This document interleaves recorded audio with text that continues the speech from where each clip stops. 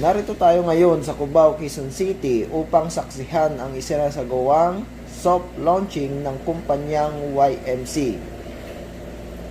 Ito ang pahayag ng mga miyembro ng kumpanya na ating nakapanayam patungkol sa benepisyo na hatid ng YMC o Young Millionaires Club.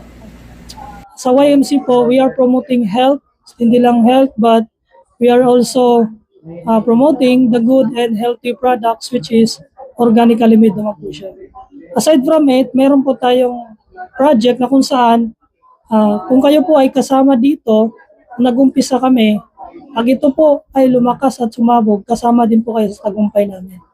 Napakaganda talaga nung opportunity, no? Kasi ngayon lang ako nakita ng ganun. May produkto ka na may pabahay ka. Magandang simulain po to sa mga naghahanap po ng pagkakakitaan. Subukan nyo po itong YMC kasi kumbaga hybrid po na marketing plan. First, good afternoon. Bakit ako nag-mobile status? First, na-attract ako with the product they have. But most of all, kaya ako nag-status kasi nakita ko yung service of the owner of the company and I trust him and giving the future income that will help for our financial stability. Sa mga friends ko or kung sino man yung mga nakakakita or nakakaalam, come across with anyone connected to the YMC, wag na kayo magpatumpik-tumpik pa.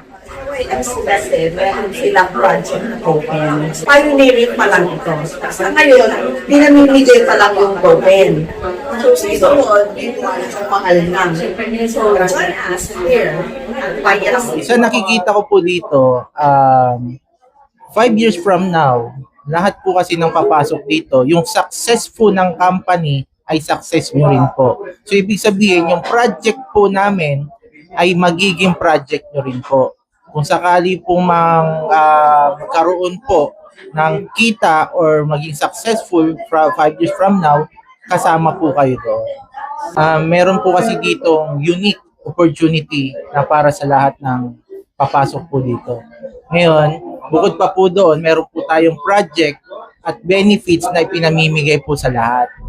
Bukod pa doon, magkakaroon po tayo ng project for real estate na libre. Kaya the rest, lahat ng mga katanungan nyo or curious,